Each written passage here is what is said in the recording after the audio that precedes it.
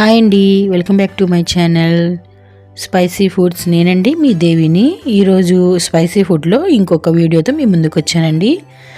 ఈరోజు వీడియో వచ్చేసి కొత్తిమీర టమాటా పచ్చడి అండి. పచ్చడి మాత్రం సూపర్ అంటే సూపర్గా ఉంటుంది. అన్నంలోకి బాగుంటుంది, దోశలోకి ఇడ్లీలోకి కూడా సూపర్ చట్నీ అండి.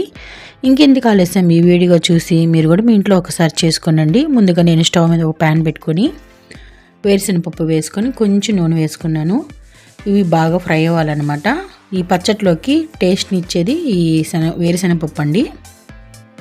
మనం కారం కొలది పచ్చిమిరపకాయలు నేను కొద్దిగా ఎక్కువ వేసుకున్నానండి. మన స్పైసీ ఫుడ్ కాబట్టి కొంచెం స్పైసీగా ఉండాలి పచ్చడి, అందుకని నేను కొంచెం పచ్చిమిరపకాయలు ఎక్కువ వేసుకున్నానండి. అవి వేగుతున్నప్పుడు కొద్దిగా ధనియాలు అలాగే జీలకర్ర కూడా వేసుకొని ఇవి కూడా పచ్చివాసన పోయేలాగా వేయించుకుందాము.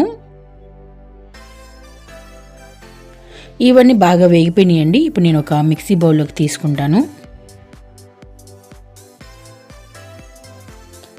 సన్నగా కట్ చేసి పెట్టుకున్న టమాటాలు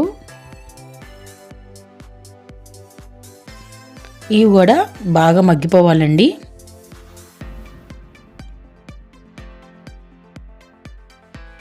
ఇవి మగ్గుతున్నప్పుడు కొంచెం చింతపండు వేసుకుందాము. ఈ చింతపండు కూడా ఈ టమాటాలో పూర్తిగా మగ్గిపోవాలన్నమాట. ఈ లోపల శుభ్రం చేసి పెట్టుకున్న కొత్తిమీర కూడా బాగా ఈ టమాటాలో బాగా మగ్గిపోవాలండి. ఈ పచ్చడి చాలా బాగుంటుందండి. వేడి వేడి అన్నంలో ఈ పచ్చడి వేసుకొని కొద్దిగా నెయ్యి వేసుకొని తిన్నా బాగుంటుంది. అట్లోకి ఇడ్లీలో కూడా చాలా బాగుంటుందండి. ఈ లోపల ఇందాక నేను మిక్సీలో పచ్చిమిరపకాయలు శనగపప్పు వేసుకున్నాను కదండి, అవి కొంచెం గ్రైండ్ చేసుకున్నాను తగినంత ఉప్పు వేసుకొని.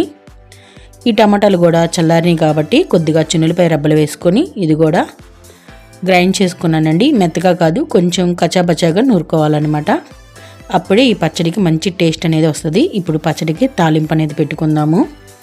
స్టవ్ మీద ప్యాన్ పెట్టుకొని నేను కొద్దిగా నూనె వేసుకున్నాను.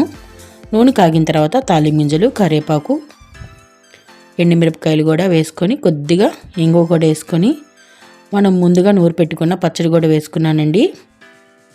పచ్చడి అయితే రెడీ అయిపోయింది. సర్వింగ్ బౌల్లో తీసుకొని సర్వ్ చేసుకోవటమే. ఒక్కసారి నేను చేసిన విధంగా చేయండి, చాలా అంటే చాలా బాగుంటుంది.